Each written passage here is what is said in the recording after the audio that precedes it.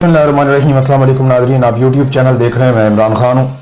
Nadreen, मैं ये video सुबह के वक्त रिकॉर्ड कर रहा हूँ। सारी रात हम जागते रहे और जो मनाजिर देखे वो इंतहाई तकलीफ दे हैं। पाकिस्तान की तारीख के बुरे दिनों में से एक और बुरा दिन, मुरीदखे में खून की होली खेली गई है और निहत्ते तहरीक लब्बैक के कारकुनों पर गोली चलाई गई, उनके ऊपर शेलिंग की गई, उनके ऊपर टॉर्चर किया गया। बहुत सारे ज़ख्मी हैं, बहुत सारे शहीद हो गए। तहरीक लब्बैक से या उनकी पॉलिसी से या उनके नज़रिए से आप इख्तलाफ कर सकते हैं। बहुत सारे लोग कहते हैं कि ये इंतहा पसंद है। हो सकता है मेरी सोच भी इनके खिलाफ है, लेकिन आज मैं ऐसी बात नहीं करूँगा। लेकिन कभी भी एक इंतहा के खिलाफ जो दूसरी इंतहा है उसको सपोर्ट नहीं किया जा सकता, क्योंकि वो भी एक तरह की इंतहा पसंदी है। मुल्क में कानून मौजूद है, आइन मौजूद है, रियासत मौजूद है, रियासती इदारे मौजूद हैं, पूरा एक स्ट्रक्चर है जो मौजूद है। ये नहीं होना चाहिए था। बहुत अफसोसनाक है।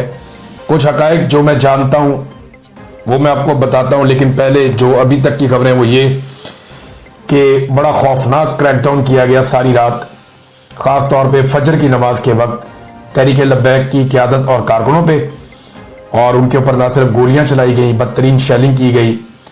जो उनके कायदीन का मरकज़ी कंटेनर था उसे आग लगा दी गई। मैंने बेशुमार मनाजिर देखे हैं कि लोग सड़कों के ऊपर पड़े हैं और उनकी जान बचाने के लिए दूसरे लोग कोशिश कर रहे हैं। अभी तक मैंने खुद दर्जनों लोगों को गोलियां लगी हुई वीडियोस देखी हैं। कोई उठा कर ले जा रहे हैं, कोई घसीट कर ले जा रहे हैं, कोई जान बचाने की कोशिश कर रहे हैं, कोई घरों में पड़े हुए हैं, कोई गाड़ियों में पड़े हुए हैं। कोई समझ नहीं आ रही कि ये क्या चल रहा था। इतना जुल्म, और चारों तरफ से इन लोगों को घेरा हुआ। आईजी पंजाब खुद वहाँ पे मौजूद था। कुछ इतलात के मुताबिक वहाँ पे कुछ वज़रा और मोहसिन नकवी भी गया था और ये खून की होली खेली गई है। अब तक की इतला के मुताबिक जो कुछ हमने देखा या अभी तक जो तहरीक लब्बैक के लोगों ने बताया, वो ये कह रहे हैं कि हाफिज़ साद रिजवी जो लीडर हैं तहरीक लब्बैक के, उन्हें गोलियां लग गई हैं। कुछ लोग कह रहे हैं उनके कंधे में एक गोली लगी, कुछ लोग कह रहे हैं उन्हें 3 गोलियां लगी।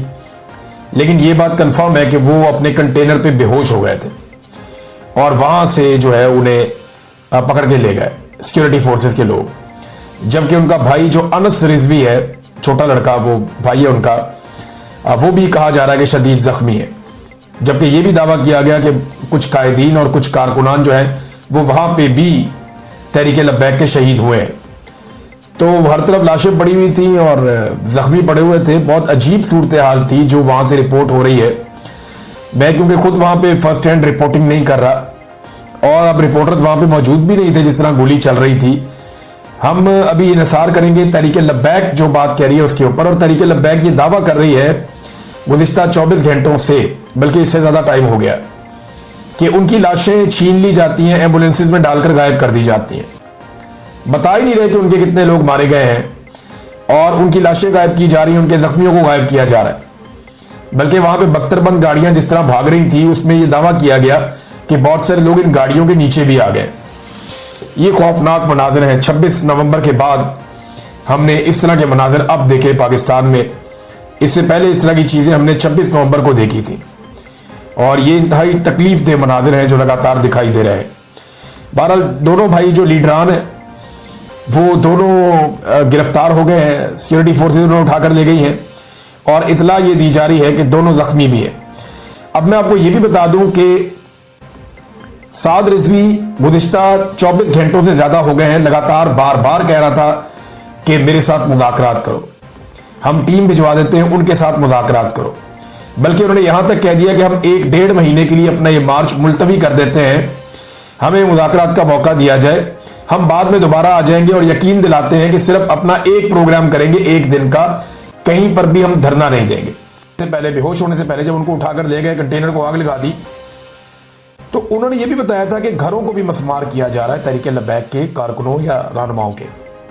9 घरों के बारे में उन्होंने कहा कि उन्हें मसमार कर दिया गया है। ये रास्ता रोकना चाहिए। कानून को पाकिस्तान में मोहतरम करना चाहिए, कानून के मुताबिक चीजें की जानी चाहिए, रूल ऑफ लॉ इस मुल्क में होना चाहिए। जिसके नजरिए से इख्तलाफ है, इख्तलाफ राय की गुंजाइश पैदा करनी चाहिए। ये मार धाड़ बंद करनी चाहिए। हाँ, अगर कोई कानून हाथ में लेता है, अगर कोई रियासत को चैलेंज करता है, अगर कोई रिट ऑफ द गवर्नमेंट को चैलेंज करता है तो वो गलत काम भी नहीं होना चाहिए। यानी मैंने देखा तरीके लब्बैक के कारकुन कई जगह पुलिस को बहुत मार रहे थे, पुलिस वालों को जख्मी किया, उनको मारा, ये भी नामुनासिब रवैया था, ये भी गलत था जो नहीं होना चाहिए था। लेकिन ये लोग गोली नहीं चला रहे थे और इनके ऊपर गोलियां चलाई गई, जिसकी वजह से काफ़ी लोग जो हैं वो जाबहक हो गए, शहीद हो गए।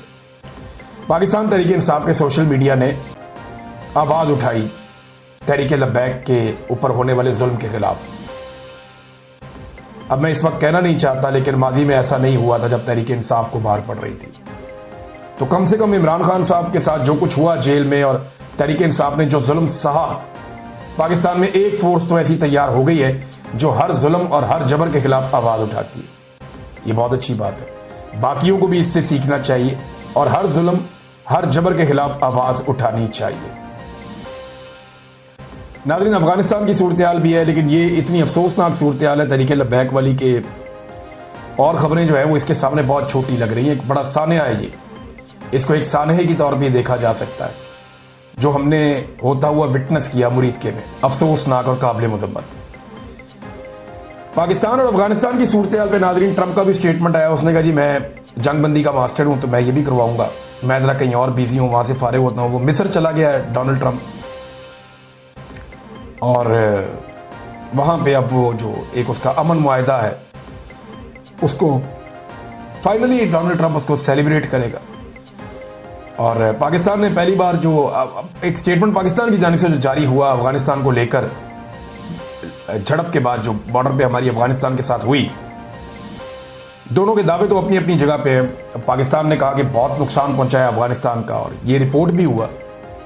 कुछ जगहों पे पाकिस्तानी फौजी हमें नज़र आ रहे हैं जो अफगानिस्तान की सरहद के अंदर दाखिल हुए, वहाँ जाके पाकिस्तान के झंडे लगाए, इक्का दुक्का जगह से हमें ये मनाजर नज़र आए और बाकायदा वो शो किए गए। और दूसरी तरफ अफगान तालिबान हुकूमत जो है उनके अपने दावे हैं। लेकिन एक बात हमें याद रखनी चाहिए कि हमने बहुत बुरे ताल्लुकात रखे उन लोगों से जो अफगान तालिबान से लड़ रहे थे। यानी जिस वक्त अफगान तालिबान इक़्तिदार में नहीं थे और अशरफ गनी और करज़ई हुकूमत थी अफगानिस्तान में, तो हमने उनसे मुखालफत ली हुई थी इन्हीं तालिबान के लिए। और अब जब इनकी हुकूमत आ गई है तो हमने इनसे मुखालफत लेके उनके साथ मिल गए। यानी हमने अफगानिस्तान में हमेशा अपोजिशन में रहना है। मैं ये नहीं कह रहा कि पाकिस्तान को क्या होना चाहिए, पाकिस्तान को जमहूरियत के साथ होना चाहिए, डेमोक्रेसी के साथ होना चाहिए, लोगों के मैंडेट का एहतराम होना चाहिए, पाकिस्तान हो, इंडिया हो, अफगानिस्तान हो, दुनिया का कोई मुल्क हो। लेकिन मेरा सवाल यह है कि पाकिस्तानी जर्नैलों की पॉलिसी है क्या? ये हमेशा उस तरफ जाके खड़े होते हैं जो अफगानिस्तान में अपोजिशन होती है। और अब जो पाकिस्तान ने अल्फाज इस्तेमाल किए, पहली बार अफगान तालिबान और दहशतगर्द धड़ों को एक ही पैराए में जिक्र किया पाकिस्तान ने, पहली बार तालिबान रजीम का लफ्ज इस्तेमाल किया गया। फिर यह भी कहा गया कि हम उम्मीद करते हैं कि एक दिन अफगान अवाम को आज़ादी नसीब होगी और उन पर असल नुमाइंदा हुकूमत हुक्मरानी करेगी। देखिए, इससे पहले जो हुकूमत थी अफगानिस्तान में, करज़ई हुकूमत या अशरफ गनी हुकूमत, हम उसे कठपुतली हुकूमत करार देते थे।